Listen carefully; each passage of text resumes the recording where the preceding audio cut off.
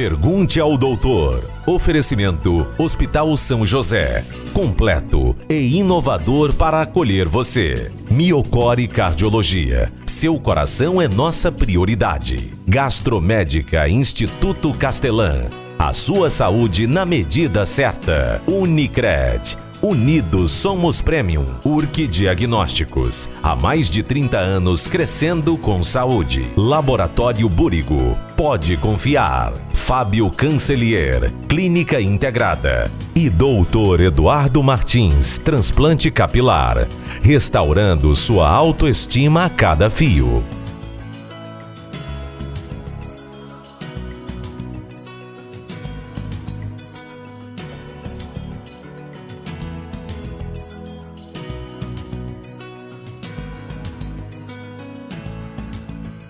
Olá, seja muito bem-vindo a mais um programa Pergunte ao Doutor pelas nossas plataformas digitais, o nosso portal pergunteaodoutor.com.br, agora com muito mais conteúdo para você. O nosso canal no YouTube, Pergunte ao Doutor, aproveita, vai lá e te inscreve toda semana, tem uma entrevista inédita para você. Nós estamos em nome de Hospital São José, Miocore Cardiologia, Gastromédica, Instituto Castelã, Unicred, Urque Diagnósticos, Laboratório Búrigo, Fábio Cancelier, Clínica Integrada e Dr. Eduardo Martins, Transplante Capilar. Você pode até não ser um atleta profissional, mas se dá algumas pedaladas no fim de semana, corre poucos quilômetros pela manhã ou joga um futebolzinho com os amigos pelo menos uma vez por semana, você pode se beneficiar da medicina esportiva, que é uma especialidade médica destinada a qualquer praticante de esportes, podendo ser utilizada antes do início da prática esportiva para orientação durante a prática por eventual lesão ou adequação de atividades. Medicina esportiva e seus benefícios para profissionais do esporte e atletas de fim de semana. Esse é o assunto de hoje no programa Pergunte ao Doutor. E para falar sobre este assunto, o meu convidado de hoje é médico do esportes, também mestre em fisiopatologia, Dr. Matheus Curcio. Dr. Matheus, seja muito bem-vindo ao Pergunte ao Doutor. É um prazer falar contigo. Obrigado pelo convite, é um prazer estar aqui. Doutor, então, para começo de conversa, o que é medicina esportiva? O que faz um médico do esporte? Então, uma especialidade talvez que poucos conheçam as áreas de atuação e talvez as pessoas que conheçam um pouco da área de atuação tenham um pouco de dificuldade de entender tudo que ela aborda, né? Porque a medicina do esporte hoje acaba que ela está um pouco manchada, eu costumo falar, pelas prescrições hormonais de forma inadequada, né? Bastante médicos ganhando mídia com isso, na verdade, né? Com a intenção de intoxicar praticamente o paciente ou o cliente, né? De hormônio e acabar no fim fazendo mais mal que bem para o paciente.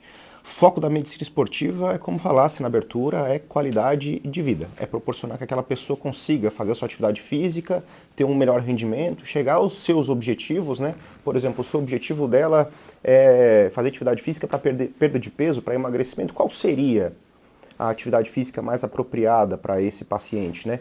Se o objetivo dela é hipertrofia, né? Eu estou na academia, eu quero ganhar um pouco mais de massa muscular, né? O que a gente pode fazer para ajudar essa pessoa a ganhar mais massa muscular, né? E ao mesmo tempo fazer todos os controles que a gente puder, de perfil lipídico, adequar controle de colesteróis, glicemia, vitaminas, minerais, hormônios, tudo isso a gente faz controles periódicos para que a pessoa sempre tenha essas substâncias, né, em níveis adequados para que ela consiga atingir uma alta performance, né, a melhor performance dela e melhor qualidade de vida consequentemente. Doutor, quais são os maiores erros que as pessoas cometem ao praticarem exercícios? Acho que a não orientação, talvez, né, de um profissional de saúde, eu não estou citando só o médico do esporte, né, talvez de um educador físico também traga algum equívoco, porque até tem uma boa intenção da maioria das pessoas de fazer atividade física, de fazer esporte, né, mas a orientação talvez não seja a mais adequada, né. Por exemplo, não é infrequente a gente ver corredores, né, corrida é um esporte que está bem na moda, sempre teve, né, corredores que começam a correr, né, e vão aumentando gradualmente a distância, não fazem uma orientação adequada, não procuram um profissional de saúde para buscar uma opinião adequada, né, e aí começam a sofrer dores de tornozelo, dor no joelho, dor no quadril, porque não fez talvez um reforço muscular concomitante, né. Então, uma abordagem talvez que poderia ser melhor orientada, melhor instruída se tivesse um profissional de saúde do lado, né? Ao mesmo tempo, como é que se aumenta o treino, né? Pessoa que nunca fez atividade física, ela não pode começar fazendo exercício de alta intensidade de uma vez só, de maneira súbita, que ela vai provavelmente ter alguns problemas com isso. É sempre um aumento gradual, né? Agora, doutor, até falando em alta intensidade, quais são as lesões esportivas mais frequentes em atletas, principalmente os amadores, doutor? Pois é, aí vou começar então pela definição de atletas amadores, que é diferente da definição de atletas profissionais. O atleta profissional é aquele que vive do esporte, né? O atleta amador é um personagem hoje cada vez mais frequente. São pessoas que praticam exercício físico de alta intensidade boa parte dos dias, mas que não vivem disso, né? Elas têm o esporte como um hobby, não vivem profissionalmente disso, né? As lesões que mais acometem esses atletas amadores depende muito do esporte que ele pratica, na verdade, né? Por exemplo, de novo, corrida, né, que é um esporte bastante frequente, muitas pessoas praticam. A gente vê muita lesão de joelho por sobrecarga, muita lesão de tornozelo por entorse. Na academia, muita lesão de ombro, principalmente pelos movimentos que são feitos, né? O ombro é uma articulação bastante instável. Futebol, bastante rupturas musculares, então depende bastante do esporte para saber qual lesão. Boxe, muita lesão de crânio, né? Muito traumatismo craniano também é visto. Depende de cada esporte para ver qual lesão é mais frequente. A medicina do esporte consegue abordar esses esportes fazendo a prevenção das principais lesões relacionadas àquele esporte. Agora, doutor, diante de tudo isso que o doutor comentou, qual o papel de uma correta prescrição de treino? Mais uma vez, a gente fala que a correta prescrição do treino depende do foco da pessoa. Da pessoa. Então, por exemplo, né, a prescrição do treino para um treino de hipertrofia. A pessoa vai fazer um exercício resistido na academia, a gente vai orientar ela com relação a quantos sets daquele exercício, quantas repetições ela tem que fazer, os intervalos que tem que fazer, a frequência que tem que fazer o exercício também.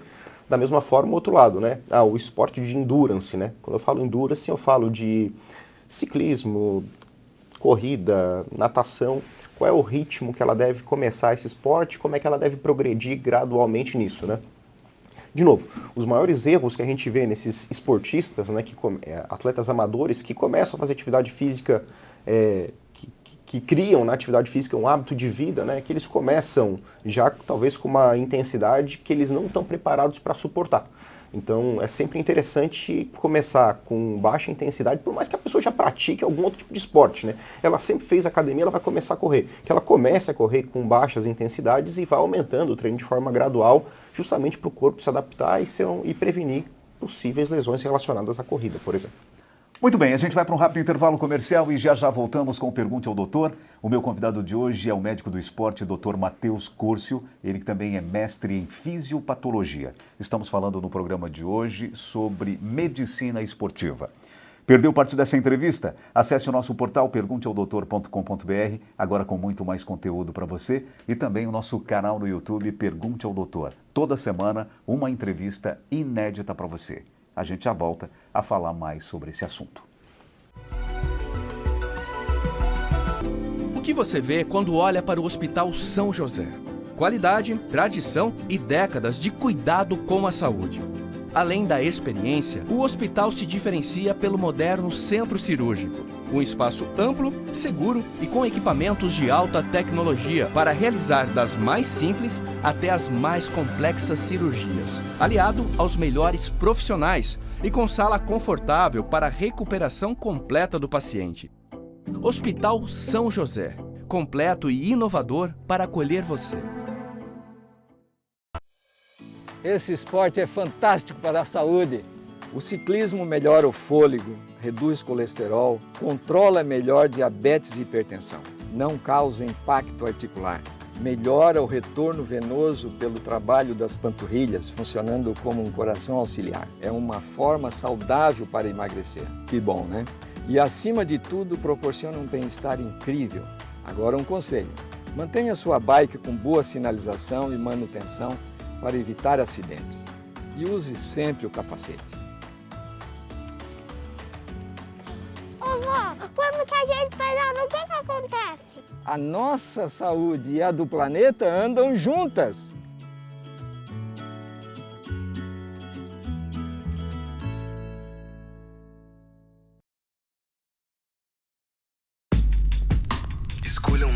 jeito de cuidar do seu dinheiro. Escolha um cartão que é aceito no mundo inteiro. Escolha taxas mais justas de quem não vive às custas de ninguém para prosperar. Escolha cooperar. Olha, o futuro se desenhando. Já imaginou todo mundo cooperando? Escolha um futuro melhor para todos. Escolha cooperar. Escolha Unicred. Muito bem, já estamos de volta com Pergunte ao Doutor e meu convidado de hoje é o médico do esporte, também mestre em fisiopatologia, Dr. Matheus Curcio. Estamos falando no programa de hoje sobre medicina esportiva. Dr. Matheus, como deve ser uma prescrição? Existe avaliação necessária para uma prescrição correta e personalizada? Existe sim, né? Todas as pessoas que têm por objetivo começar uma prática esportiva, é interessante que, se possível, elas sejam avaliadas por um profissional de saúde, né? Se possível, um médico também do esporte, né? Isso é interessante. Existem avaliações pré-participação, que a gente chama, né? Que são as APPs. O que eu estou falando agora recomendações, por exemplo, da Sociedade Brasileira de Medicina do Exercício e do Esporte, né? Que as pessoas, quando forem iniciar as práticas esportivas, é interessante que elas façam alguma avaliação antes, do ponto de vista clínico, com exames laboratoriais, talvez com um eletrocardiograma também, para ver se não existe nenhuma arritmia ou disritmia cardíaca que a pessoa não saiba que tem, mas que pode ser assintomática e o esporte pode trazer riscos para isso, né? Então, essas avaliações são avaliações generalizadas que todas as pessoas, se possível, deveriam fazer, né? A avaliação personalizada, ela vai depender do esporte que a pessoa quer praticar e do histórico pregresso dela, né? Então, por exemplo, a pessoa já teve um histórico de lesões no joelho, né? Aí é interessante uma avaliação um pouquinho mais pormenorizada do joelho, né? Para ver, por exemplo, se não tem algum grau de condropatia, um grau de osteoartrose, porque tem alguns esportes, talvez, que vão acabar limitando com que a pessoa corra demais, talvez, né? Porque ela vai sentir dor no joelho. Então, são algumas outras peculiaridades, dependendo qual esporte, mas mesmo assim existe aquela avaliação generalizada para todo mundo que todos deveriam fazer. Doutor, agora vamos falar um pouquinho sobre suplementação.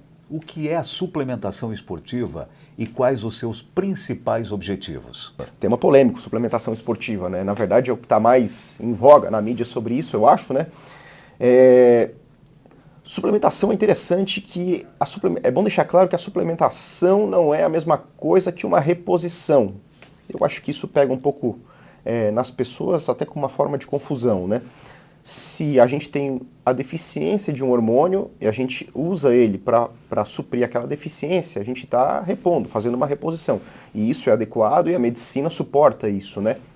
Agora, a suplementação de um hormônio, ela não existe, na verdade. Inclusive, ela é prejudicial. Ah, mas eu vejo bastante gente usando hormônio anabolizante, por exemplo, e tá aí, né, hipertrofiado, ele atingiu o shape que eu queria ter, né? Mas a consequência provavelmente vai virar na frente, né? Porque o hormônio esteroide, ele é um hormônio que é um anabolizante, né? Então ele vai acabar hipertrofiando todo o corpo, né? O coração também é um músculo, vai acabar causando hipertrofia cardíaca, um maior risco de morte súbita, maiores transtornos psiquiátricos, maior risco de insuficiência renal crônica, de rupturas musculares, aumenta o risco de câncer a longo prazo. Então são estratégias que não são benéficas.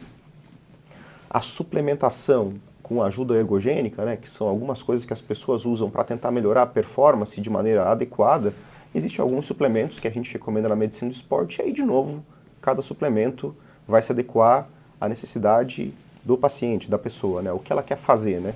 Existe a betalanina, bicarbonato, cafeína, creatina, que é um dos mais conhecidos, né?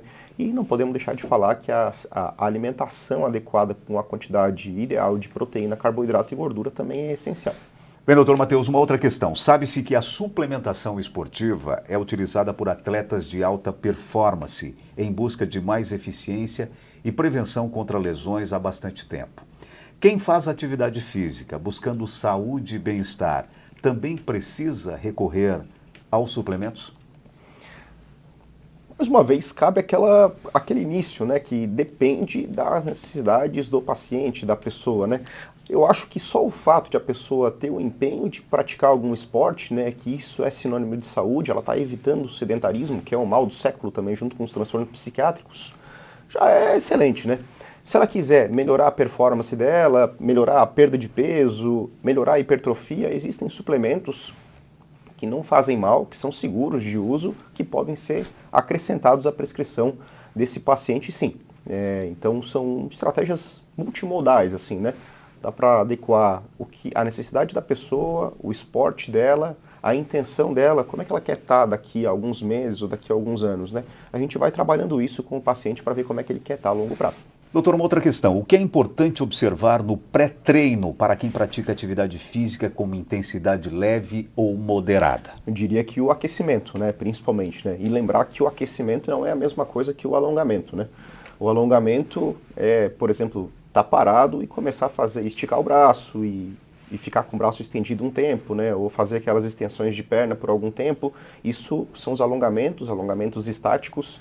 Tem estudos dizendo que os alongamentos feitos antes de uma prática esportiva aumentam o risco de lesão e diminuem a performance. O ideal é que antes de uma prática esportiva seja feito um aquecimento. O que seria o aquecimento, né? O aquecimento é executar o mesmo gesto do esporte que se vai fazer em uma baixa intensidade.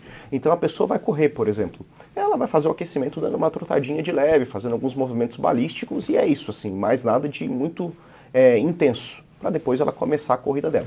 Ela vai fazer academia, por exemplo, o exercício resistido. O que seria o aquecimento? Ela vai fazer um exercício de perna, por exemplo. Ela vai para o aparelho de perna, colocar uma baixa carga e fazer algumas repetições um pouco mais rápido para aquecer aquele músculo. Seria isso. Doutor Matheus, queria voltar um pouquinho novamente na questão da suplementação e com relação à suplementação no pré-treino. Legal. Tem um monte de estratégias que dá para ser feitas na suplementação pré-treino também. A mais conhecida e a mais difundida é a tal da cafeína, né? Existe uma dose ideal de cafeína. A cafeína é uma substância que acima de uma determinada quantidade ela pode inclusive ser tóxica. É interessante que ela seja orientada e prescrita por um profissional que entenda o que está fazendo com aquela cafeína, né? Tem um problema com relação a esses blends, né? Esses potes de pré-treino que o pessoal compra. Tem um monte de marca, com certeza eu não vou saber todas, umas mais reconhecidas, outras menos reconhecidas, né? Mas dentro desses potes, né, principalmente os menos conhecidos, né, acabam tendo substâncias ali até em doses inadequadas, né, ou substâncias que nem precisariam estar ali, ou até prejudiciais, né. Então é interessante que talvez a pessoa se cuide um pouco na marca que ela vai comprar e no suplemento que ela vai usar para um pré-treino, né, porque isso pode trazer prejuízos também a longo prazo. Mais uma vez, interessante a orientação, né, a instrução de um profissional para isso. Outras substâncias que dá para usar como pré-treino, né, que não tem tanta comprovação científica, mas que dá para ser acrescentado, são os tais dos vasodilatadores, alcalinizadores de pH, a própria maltodextrina, né, que é um carboidrato de rápida absorção, também pode ser usada como pré-treino. Muito bem, a gente vai para um rápido intervalo comercial e já voltamos com o Pergunte ao Doutor. O meu convidado de hoje é o médico do esporte, Dr. Matheus Curcio, ele que também é mestre em fisiopatologia. Estamos falando no programa de hoje especificamente sobre medicina do esporte. Perdeu parte dessa entrevista? Acesse o nosso portal pergunteaodoutor.com.br e também o nosso canal no YouTube Pergunte ao Doutor. A gente já volta. Esse esporte é fantástico para a saúde. O ciclismo melhora o fôlego, reduz colesterol, controla melhor diabetes e hipertensão, não causa impacto articular, melhora o retorno venoso pelo trabalho das panturrilhas, funcionando como um coração auxiliar. É uma forma saudável para emagrecer. Que bom, né? E acima de tudo, proporciona um bem-estar incrível. Agora um conselho: mantenha sua bike com boa sinalização e manutenção para evitar acidentes. E use sempre o capacete. Ô vó, quando que a gente pedala, o que acontece? A nossa saúde e a do planeta andam juntas.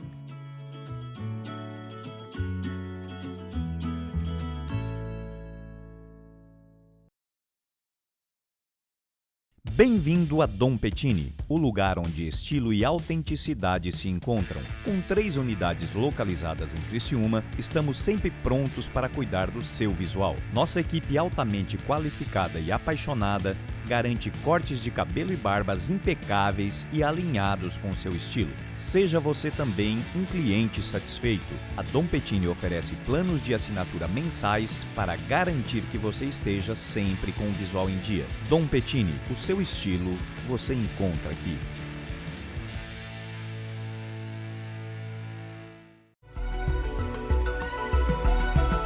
Muito bem, já estamos de volta com o Pergunte ao Doutor. O meu convidado de hoje é o médico do esporte, Dr. Matheus Curcio.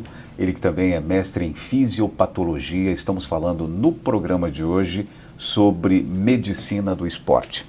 Dr. Matheus, quais os cuidados deve-se tomar para começar a fazer exercícios físicos, no caso de quem nunca fez atividade física e também para pessoas que em algum momento abandonaram a prática do exercício e pretendem voltar a se exercitar sem comprometer a saúde?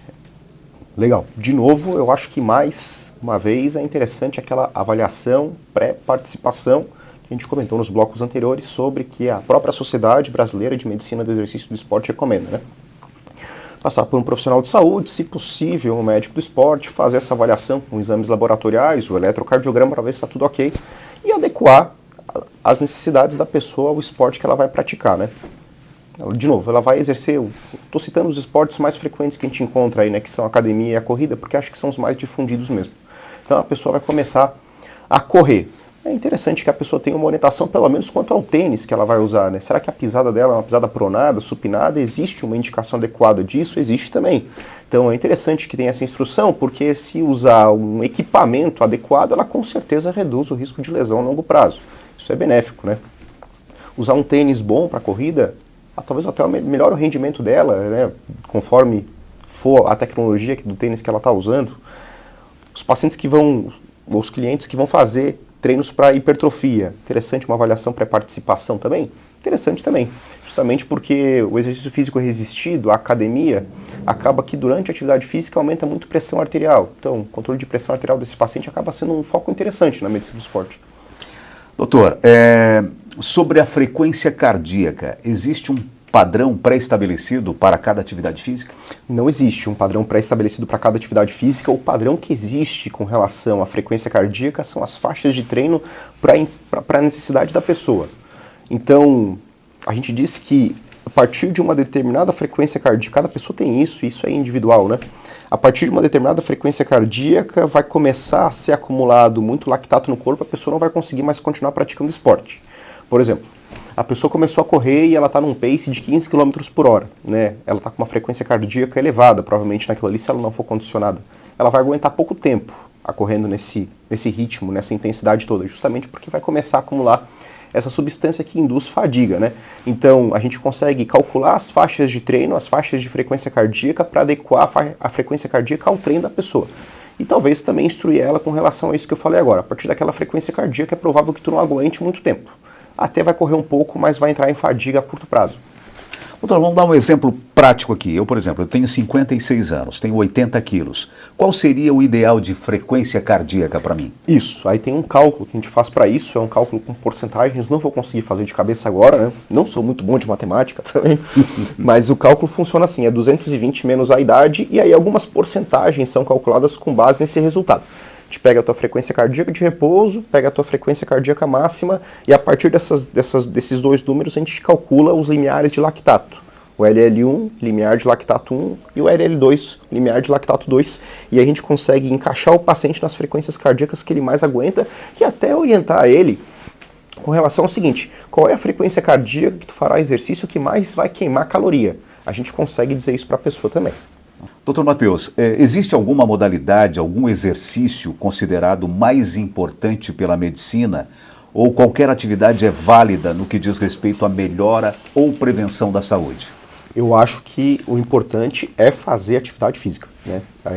De novo, o sedentarismo é um dos males do século, né? E traz prejuízos a longo prazo muito grandes, né? O que talvez seja melhor recomendado com relação a isso?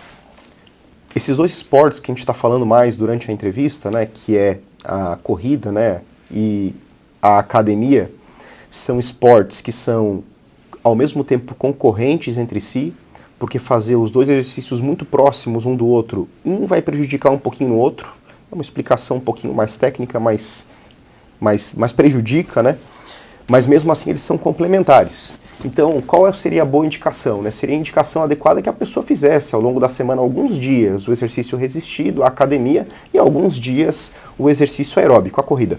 Por que eu falo isso, né? O exercício resistido, a academia, qual a importância dele, né?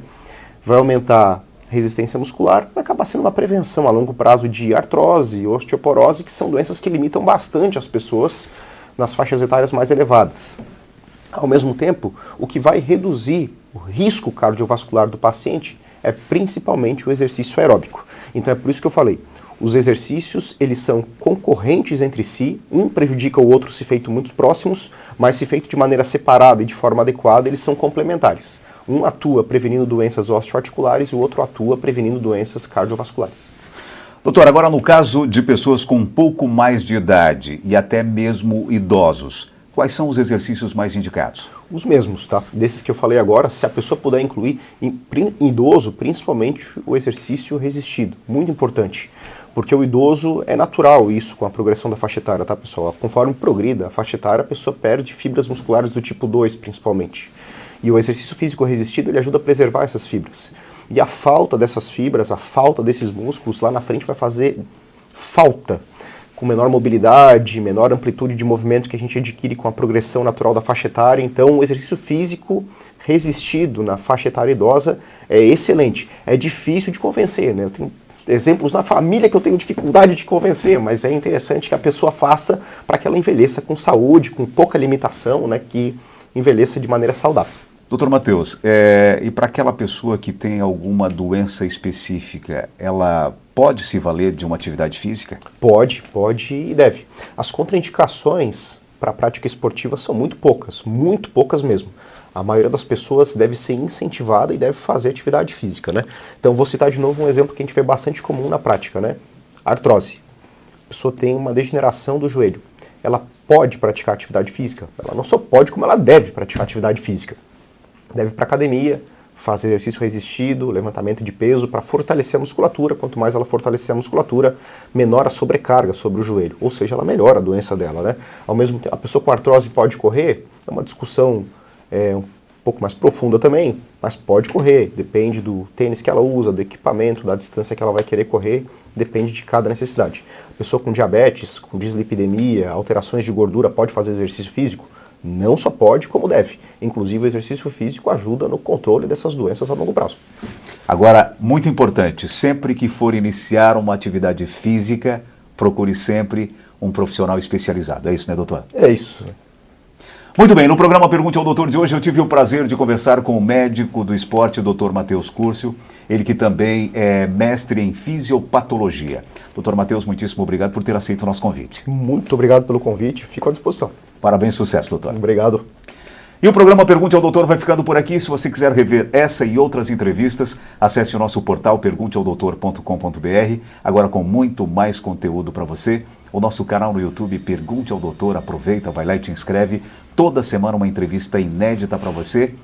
E nós estamos em nome de Hospital São José, Miocore Cardiologia, Gastromédica, Instituto Castelã, Unicred, Urque Diagnósticos, Laboratório Búrigo, Fábio Cancelier Clínica Integrada e Dr. Eduardo Martins, Transplante Capilar. Mais uma vez, muito obrigado pela sua audiência e até semana que vem com mais um Pergunte ao Doutor. O canal direto para a sua saúde. Até lá. Pergunte ao Doutor. Oferecimento Hospital São José. Completo e inovador para acolher você. Miocore Cardiologia. Seu coração é nossa prioridade. Gastromédica Instituto Castelã. A sua saúde na medida certa. Unicred. Unidos somos Premium. Urque Diagnósticos. Há mais de 30 anos crescendo com saúde. Laboratório Búrigo. Pode confiar. Fábio Cancelier. Clínica Integrada. E Dr. Eduardo Martins. Transplante Capilar. Restaurando sua autoestima a cada fio.